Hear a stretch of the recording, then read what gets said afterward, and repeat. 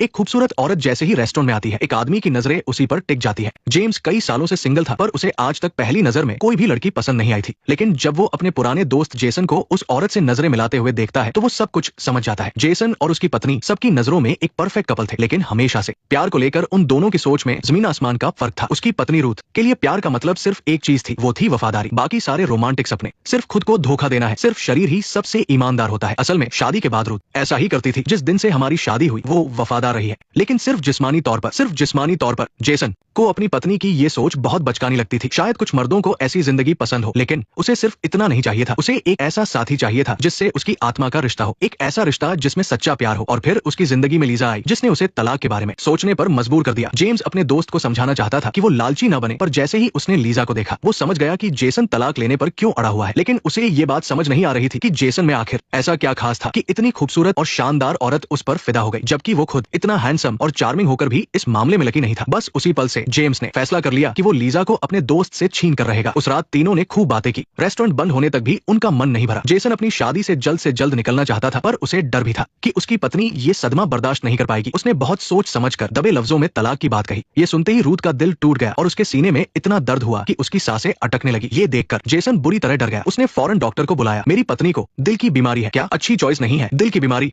Doctor के इस मजाक ने जेसन के दिमाग में एक खतरनाक और खौफनाक आइडिया डाल दिया। एक तरफ जेसन लीजा के साथ रोमांटिक पल बिता रहा था और दूसरी तरफ वो अपनी पत्नी से पीछा छुड़ाने का प्लान बना रहा था, वो भी बिना किसी पछतावे के। उसे इस बात का जरा भी अंदाजा नहीं था कि पास में ही मौजूद जेम्स लीजा पर कुछ ज्यादा ही ध्यान दे रहा है। उसने बिना सोचे समझे लीजा का पता और उसकी पसंद नापसंद सब जेम्स को बता दिया। जेसन अपने काम में काफी बिजी रहता था, इसलिए उसने जेम्स से कहा कि जब भी टाइम मिले तो वो लीजा से बात कर लिया करे, ताकि वो घर पर अकेली बोर न हो। जेम्स ने ऐसा दिखाया कि उसे लीजा में कोई दिलचस्पी नहीं है, पर असल में उसके दिमाग में कुछ और ही चल रहा था। एक दिन जेसन के शहर से बाहर जाते ही जेम्स खास तौर पर लीजा की पसंदीदा किताब लेकर एक दोस्त की तरह उससे मिलने पहुंच गया। बातों बातों में उसे पता चला कि लीजा की पहले एक छोटी सी शादी हुई थी। शादी के कुछ ही समय बाद उसका पति जंग पर चला गया और एक हवाई हमले में मारा गया। उसके बाद से लीजा की जिंदगी दर्द और अकेलेपन में डूब गई थी। फिर 2 साल पहले वो जेसन से मिली, जिसने उसे जिंदगी में फिर से उम्मीद दी। लीजा की नजरों में जेसन एक ऐसा इंसान है जो बेहद रोमांटिक है और सच्चे प्यार की तलाश में है। लेकिन इससे पहले वो जेसन से शादी करके उसकी जिंदगी की कमी को पूरा करना चाहती है। लीजा का ये पक्का इरादा देखकर जेम्स थोड़ा हैरान हुआ, लेकिन वो हार मानने वालों में से नहीं था। उसने उसकी आंखों में देखकर 2 बार पूछा, क्या तुम सच में उससे प्यार करते हो? दोनों बार लीजा का जवाब हाँ में और बहुत पक्का था। लेकिन जेम्स ने उसकी नजरें चुराती, आंखों में एक हल्की सी हिचकिचाहट देख ली और बस उसे इसी की उम्मीद थी। इसके बाद कुछ दिनों तक जेम्स को जब भी ये ख्याल आता कि जेसन के वो बेरंग होंठ लीजा को चूम सकते हैं, तो उसे बहुत जलन होती थी। और उसकी ही तरह जेसन भी एक उलझन से गुजर रहा था। अपना सच्चा प्यार आंखों के सामने पाकर भी वो उसे अपना नहीं बना पा रहा था। देर रात उसे वापस घर जाकर अपनी पत्नी के साथ बेमन से रहना पड़ता था। एक दिन शहर लौटते वक्त उसे एक हिचहाइकर मिला। उस आदमी ने बताया कि उसकी बहन ने बीमारी के दर्द से तंग आकर जहर खाकर जान दे दी थी। उसकी बहन के लिए ये छुटकारा एक तरह से खुशी ही थी। अब उसे और दर्द नहीं सहना पड़ेगा और वो आखिरकार शांति से रह सकेगी। उस आदमी की बातों ने जेसन के मन में दबे उस शैतानी ख्याल को फिर से जगा दिया। उसने पूरी रात जागकर सोचा और अपनी पत्नी को मारने का फैसला कर लिया। उसने हिम्मत जुटाकर एक बहुत जहरीला केमिकल खरीदा। किसी को शक न हो इसलिए वो एक सुनसान गली में गया और उस पाउडर को अपनी दवा की शीशी में डाल लिया। रात को घर लौटते ही जेसन अपने प्लान को अंजाम देने की तैयारी में जुट गया। उसने अपनी पत्नी को वीकेंड पर शहर से बाहर वाले विला में छुट्टियां बिताने के लिए बुलाया, ताकि वो कुछ रोमांटिक पल बिता सके। शुक्रवार का दिन जेसन और लीजा की रेगुलर मुलाकात का दिन था। अपने प्लान को कामयाब बनाने के लिए उसने पत्नी से झूठ कहा कि उसे ऑफिस में देर तक काम है और उसे विला में पहले पहुंचने को कह दिया। उधर उसका पुराना दोस्त जेम्स भी लीजा से प्यार करने लगा था। वो जानना चाहता था कि जेसन और रूथ के तलाक से पहले उसके पास लीजा को पाने के लिए कितना वक्त है, इसलिए वो रूथ से बात करने विला पहुंच गया। जैसे ही वो दरवाजे पर पहुंचा, उसने देखा कि रूथ एक सेक्सी लेस वाली नाइटी पहनकर सोफे पर लेटी हुई है। लेकिन जैसे ही वो दरवाजा खटखटाने वाला था, उसने जेसन के पड़ोसी आर्थर को बिना शर्ट के कमरे में देखा। इससे पहले कि कोई उसे देख ले, जेम्स ने वहां से निकलने का फैसला किया, लेकिन घबराहट में उसने गलती से दरवाजे पर रखा गमला गिरा दिया। अब तो मामला गड़बड़ हो गया। वो वहां से जा भी नहीं सकता था और रुकना तो और भी अजीब लगता। कुछ पल सोचने के बाद उसे लगा कि निकल जाना ही बेहतर होगा, लेकिन तभी आर्थर बाहर आया और उसे रोककर बोला कि वो उससे कुछ बात करना चाहता है। उन दोनों को इतना शांत देखकर जेम्स और भी घबरा गया, जैसे गलती उसी की हो। तो अब तुम्हें पता चल गया है ना? मुझे लगता है मैं जानता हूँ, इससे मेरा कोई लेना देना नहीं है। मेरा तलाक हो चुका है, मुझे और मुसीबत नहीं चाहिए।